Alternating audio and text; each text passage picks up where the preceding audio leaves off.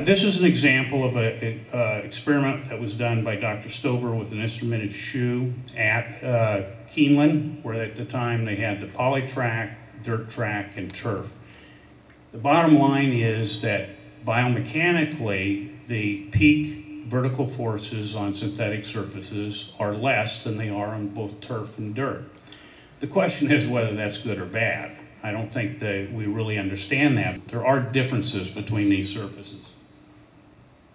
What we're trying to do is get track data, we're trying to get injury data. The fatality data, why do we look at fatality data? It's a hard number that we have historically collected. We're now participating in the equine injury database. Dr. McElraith, Dr. Blay, and myself have a grant from the Grayson Jockey Club Research Foundation trying to look at non-fatal injuries and get a good handle of them. But I will tell you, when we look at x-rays, when we look at ultrasounds, we look at surgeries, those have not changed. They're either the same or slightly down. Arthroscopic surgeries are definitely down. When you talk about issues having to do with track surfaces, this is some work that Dr. Stover did about 10 years ago that has never gotten a lot of play in the racing industry. Bottom line is that horses with proximal sesamoid bone fractures have different training histories than those that don't. That's the #1 fracture we deal with. This is Del Mar in 2006 when it was still dirt.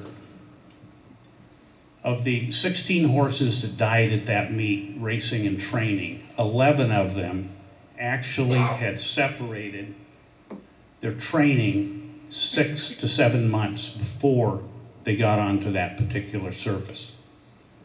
Is it a racetrack effect or is it some other effect? And I think those are the things we have to look at, because whether it's track surface, whether it's pre-race examinations, whether it's medication strategies, we have to figure out ways to keep our horses healthy and safe.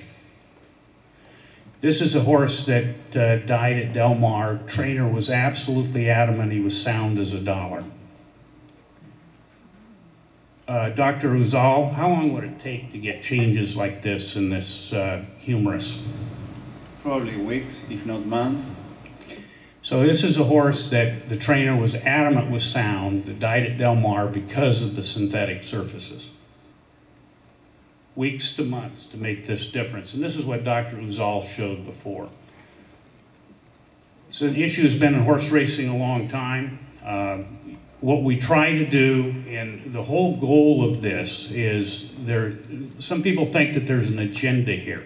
What we've tried to do is provide objective data for people to look at and make decisions as to which way you want to go. This is a very complex issue. There's been some very good parts of it, very bad parts of it. I consider synthetic surfaces promising. We got into them too quick and too fast, and there's a lot of problems we need to sort out. Refurbishing these surfaces is a real problem. That's the problem they're having with Golden Gate Fields now. They refurbished it. In the fall of 2008, it was not a good surface. They refurbished it and went 7 months with 4 racing fatalities and 6 months at Golden Gate Fields, the most problematic track we had in California. Third major track we had in California. They tried to put wax on it this fall. It didn't work. So, you know, we're just trying to learn how to maintain these things. We probably should have had a track man up here as well to talk about those difficulties. Very frustrating. I don't know how I could possibly keep it brief without saying a tiny fraction of what I'd like to say, except that I have to walk around here every day, see all these same faces morning and afternoon, and last thing in the world I want to do is be looked at as the other side, because it's not true. I'm here, and my agenda is simple.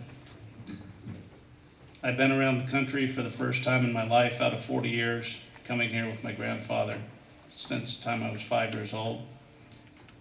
Been to fairgrounds, I've been to Churchill, been to Keeneland, been to Saratoga. Haven't been to Gulfstream since it changed. But I know one thing. We are still the premier circuit in the country if we adjust right now, like whatever the quote was as far as being at the bottom. We have the best tracks, best stages, and the best racing. And there's nowhere else to go but here.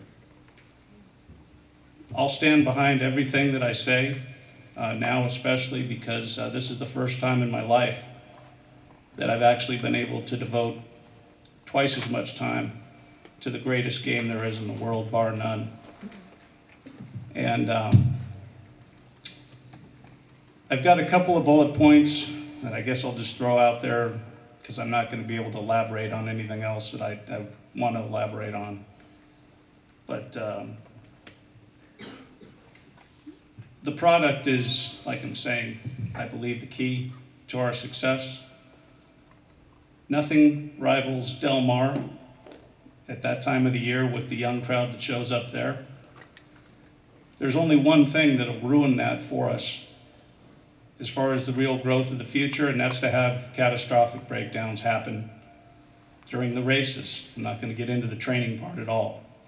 Although I will say that I believe strongly in what I believe based on the proper amount of hours and scientific research of my own, which is the fact that ever since this surface went in, I have watched more horses over it than any other person at the racetrack. More importantly, now I'm at the paddock every race, so I'm actually getting to watch the whole cycle of the horse, from their gallops to their works to the races and on through. Last year's Kentucky Derby, I was there for the 11 straight days of training leading up to the Kentucky Derby. And the results I found fascinating because the 1, 2, 4, 5 finishers all were prepared, for the most part, on synthetic tracks. But again, I just don't believe that the accounting we're using here, as far as the future of our game, is getting the right reporting of what really counts. I'll also just, I can't, especially with John sitting right here next to me, I can't stress how important it is that the world wants to come to Santa Anita, because we need the world now. And thanks to him and a miraculous job with Zenyatta, we had the moment of all of Breeders' Cup history. To have those moments, you need competition.